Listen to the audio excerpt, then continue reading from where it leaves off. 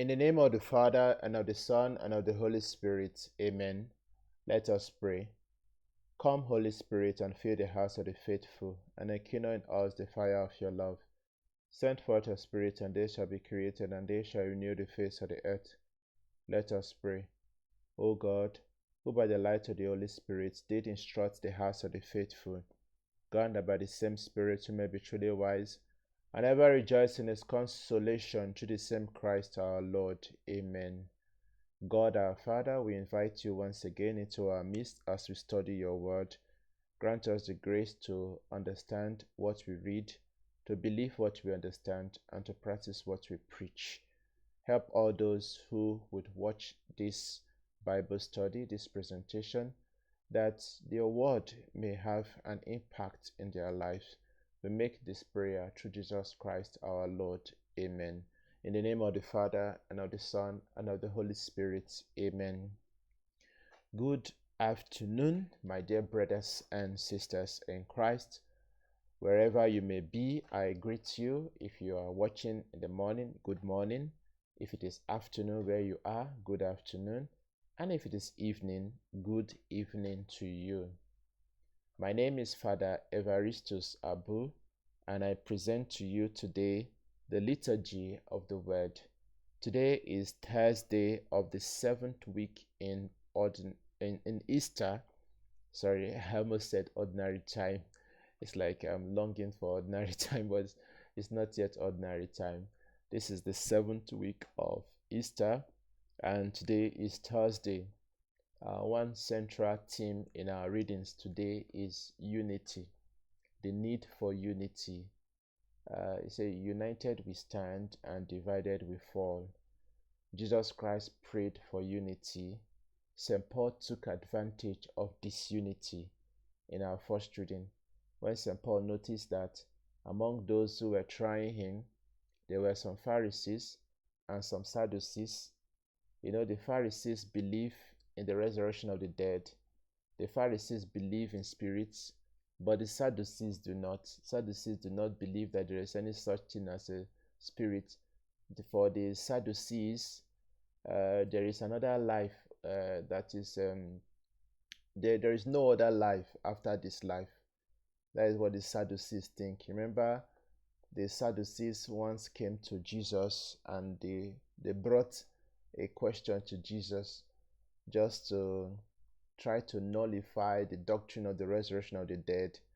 The Sadducees asked Jesus about a woman who married and her husband died, leaving no child for her, and she had to marry the second brother who also died without a child, and the third one, and the fourth one, and the fifth one, and the seventh one. All 7 brothers married the same woman, and none of them had a child for this woman.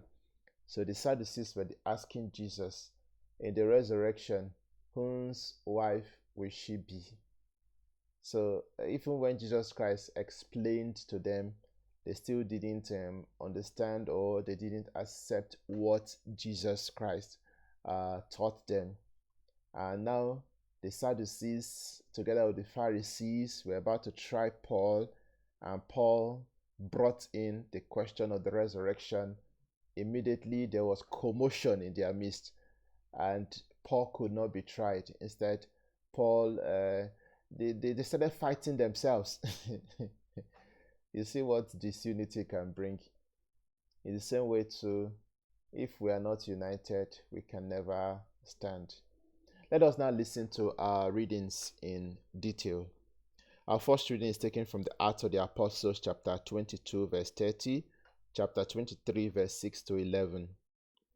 In those days, desiring to know the real reason why the Jews accused Paul, the tribune unbound him and commanded the chief priests and all the council to meet, and they brought Paul down and set him before them.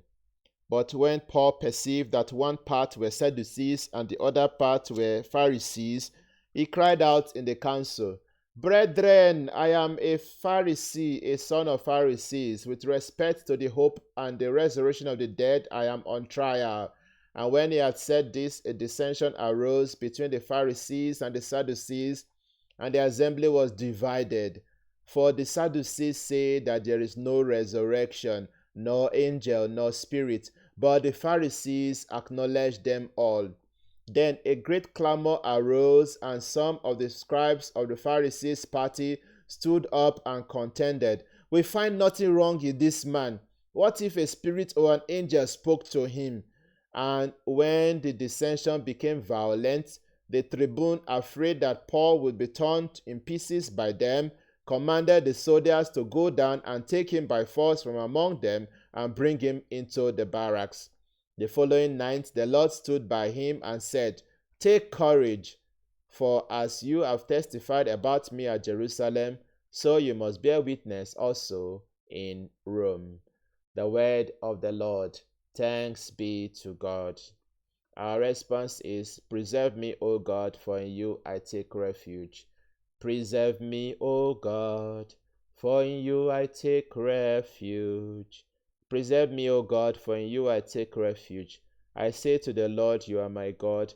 O Lord, it is you, O my portion and cup, you yourself who secure my lot. Preserve me, O God, in you I take refuge. I will bless the Lord who gives me counsel, who even at night directs my heart. I keep the Lord before me always. With him at my right hand I shall not be moved. Preserve me, O God, for in you I take refuge. And so my heart rejoices, my soul is glad, even my flesh shall rest in hope. For you will not abandon my soul to hell, nor let your Holy One see corruption. Preserve me, O God, for in you I take refuge. You will show me the path of life, the fullness of joy in your presence. At your right hand happiness forever, bliss forever. Preserve me, O God, for in you I take refuge. Hallelujah, for the Lord God omnipotent reigneth. Hallelujah, hallelujah, praise the Lord. Hallelujah, for the Lord God omnipotent reigneth. Hallelujah, hallelujah, praise the Lord. May they all be one, even as you, Father, are in me and I in you, so that the world may believe that you have sent me, says the Lord. Hallelujah. Hallelujah, praise the Lord. Hallelujah, hallelujah, for the Lord God omnipotent reigneth. Hallelujah, hallelujah, praise the Lord. Hallelujah, for the Lord God omnipotent reigneth. Hallelujah, hallelujah, praise the Lord. The Lord be with you and with your spirit. A reading from the Holy Gospel according to John. Glory be to you, Lord. At that time, Jesus lifted up his eyes to heaven and prayed, saying, "I do not pray for these only, but also for those who believe in me through their word, that they may all be one, even as you, Father, are in me and I in you, that they also may be in us, so that the world may believe that you have sent me. The glory which you have given me, I have given to them, that they may be one, even as we are one. I in them, and you in me, that they may become perfectly one, so that the world may know that you have sent me and have loved them, even as you loved me. Father, I desire that they also, whom you have given me, may be with me where I am, to behold my glory which you have given me in your love for me before the foundation of the world. O righteous Father, the world has not known you, but I have known you, and these know that you have sent me. I made known to them your name, and I will make it known, that the love with which you have loved me may be in them, and I in them." The Gospel of the Lord. Praise to you, Lord Jesus Christ. Glory to Jesus. Honor to Mary. Glory, glory, glory to Jesus. Honor, honor, honor to Mary. My dear friends in Christ, thank you once again for joining in our channel. Jesus prays for unity. He prays that they may all be one. May they all be one. There is power in unity. Truly, together we stand, and divided we fall. In today's first reading, Paul appeared before a tribune, and when he noticed that there was a division amongst his accusers, the Pharisees on the one hand, who believe in spirits, who believe in resurrection of the dead, who believe in angels, and the Sadducees on the other hand, who do not believe in anything as like spirits. And they're all Jews. The Pharisees are Jews, the Sadducees too are Jews, but the Sadducees do not believe in the resurrection of the dead, and they don't believe that there is anything like angel or spirits. We find this same problem even amongst Christians too. There are some Christians who belong to different denominations. There are some Christians, for them, there should be no mention of Mary, the mother of God. Some Christians actually take offense if you say Hail Mary.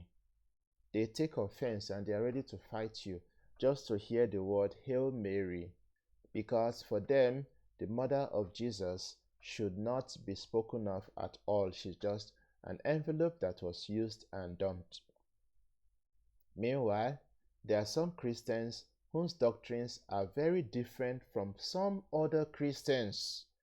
And sometimes you see two Christians fighting over this issue. St. Paul knew that there was a great division between the Pharisees and the Sadducees, and he decided to take advantage of that division. You see, our enemies can easily take advantage of us when they know that we are not united. In fact, disunity is a weapon in the hands of the enemy. If we can afford to fight our own just because of perhaps doctrines or ideologies, and what happens when we begin to fight ourselves? That means we surrender ourselves to the power of another person. And it so worked well for St. Paul, because all he needed to say was that I am a Pharisee, and it is on account of the resurrection of the dead that I stand here today on trial. Immediately there was commotion in their midst. Commotion. That the tribune had to send for soldiers to quickly go and retrieve Paul so that they will not tear him into pieces. And that night, God appeared to Paul to console him, saying, as you have been my witness in Jerusalem, so you will be my witness in Rome. That was the beginning of the movement of the church from Jerusalem to Rome. And to this day, Rome remains the headquarters of the Christian faith. Rome remains the headquarters of the church. You see, Paul could not be tried just because of the deep-seated division between the Pharisees and the Sadducees. Disunity is not exclusive to Christianity alone. In all the religions of the world, there are different camps whereby different people are divided on matters of doctrines, leadership, or certain moral standards. Wherever it occurs, disunity prevents people from facing a common enemy. Think about it. If only the Pharisees were united in thought and doctrine with the Sadducees, perhaps they would have been able to put Paul to trial. Perhaps they would have, maybe they would have ended the ministry of Paul, but that could not happen. They could not stop him. They could not stop him because of their division. Jesus Christ knows that division can also tear us apart. Jesus Christ knows the danger of division amongst us Christians. Amongst us Christians, it's dangerous for us to be disunited. We say we worship the same God, we read the same Bible, but we are ready to fight each other and even kill because of the Bible. The same Bible that we consider to be the Word of God. You see Christians insulting their fellow Christians just because of the Bible. Jesus Christ knew this, and Jesus Christ prayed. He prayed, oh Father, may they be one, even as we are one. In his prayer, Jesus Christ also emphasizes the scandal of disunity when he says, so that the world may know that you have sent me. May they all be one, so that the world may believe that you have sent me. In other words, if we are not united, we make Christ look like he's not the Messiah. We give a false image of Christ to the world. Sometimes you see one Christian preaching a certain doctrine, another Christian preaching the very opposite of what this one is preaching. And so the people of the world are left to wonder. I've seen so many WhatsApp videos and so many skits, comedy skits. It's like the people of the world, those who are not religious or those who are not Christians, they listen to the messages on the pulpit of different churches because we are not united in doctrine, and they make a mockery of us. I say, if it is the same God, can one God be telling this man so and so, and the same God be telling this other man so and so? So who are we to believe? Is God the author of confusion? That's what one WhatsApp celebrity said one time. He asked the question, can God be telling this person no, it is right, and telling the same person no, it is not right? For instance, let's look at the issue of curses. One I'm very careful to use the word to use certain terminologies here. One particular Christian is using the Bible to issue curses, to proclaim curses to another. Another Christian also uses the Bible to preach that there was no time that God ever said we should curse our neighbor. He said that we should love even our enemies, that we should forgive, that it is not right to curse your enemy. Love your neighbor as yourself. That is what Jesus Christ preached. And yet some people will still carry the same Bible and say that it is written in the Bible that these are the curses that are meant for one's enemies. You see? Let us join Jesus Christ to pray for unity. And let us, in every way possible, try to de-emphasize our denomination and realize that we are all children of the same Father. Whatever be the name of your church, when you go down on your knees to pray, what do you say? Our Father. God is a Father of all. We are brothers and sisters of each other. May God bless His words in our hearts.